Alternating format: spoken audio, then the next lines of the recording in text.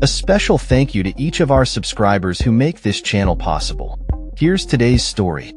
In a surprising turn of events aboard Air Force One, U.S. President Donald Trump announced on Sunday that the United States is on the verge of ending a suspension of intelligence sharing with Ukraine.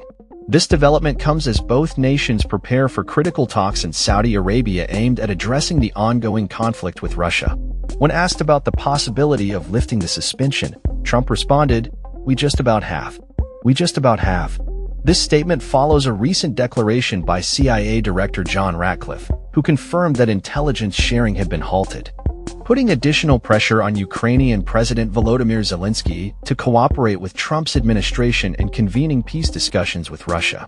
The suspension of intelligence sharing has raised concerns regarding Ukraine's ability to defend itself against Russian missile strikes, especially after a halt to U.S. military aid to Kyiv.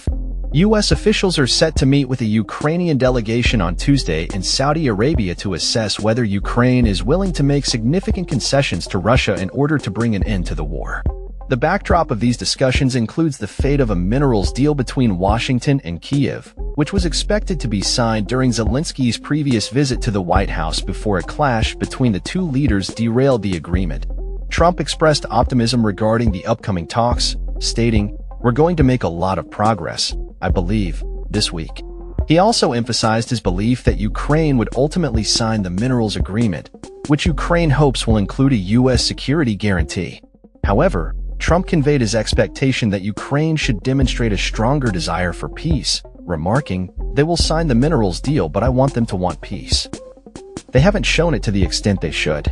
In addition to discussions surrounding intelligence sharing in the minerals deal, Trump mentioned that his administration is considering various options regarding tariffs on Russia and expressed a lack of concern over military exercises involving Russia, China, and Iran. Reports indicate that relations between Washington and Kyiv have been strained in recent weeks, particularly following the clash between Trump and Zelensky during the latter's White House visit. The UK National Security Advisor has been in Kyiv over the weekend to engage with top officials ahead of the crucial talks between Ukrainian and American officials aimed at finding a resolution to the ongoing war. Jonathan Powell, the UK advisor, met with Andriy Yermak, the head of the Ukrainian president's office, and both exchanged views on key issues vital for achieving peace. Meanwhile, Russian attacks on Ukraine have continued unabated, with Zelensky claiming that there have been hundreds of assaults throughout the week. The diplomatic push for a peace deal will persist this week, as Zelensky is scheduled to fly to Saudi Arabia on Monday to meet with the country's crown prince, with his team remaining for discussions with U.S. officials. European defense ministers, including John Healey, are also expected to convene in Paris later this week to address the ongoing crisis. Last week, Zelensky expressed his willingness to work under Trump's leadership. However, Trump did not hold back in his criticisms of the Ukrainian leader, suggesting that Ukraine has been able to extract financial support from the U.S. with ease.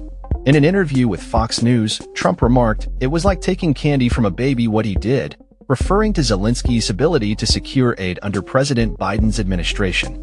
He further commented, "I just don't think he's grateful." As the situation develops, the international community will be closely monitoring the outcomes of the upcoming talks and the potential implications for Ukraine's future and its relationship with the United States. That's all for this story. We upload videos every day covering many different subjects, so hit that subscribe button to stay informed. Thanks for watching.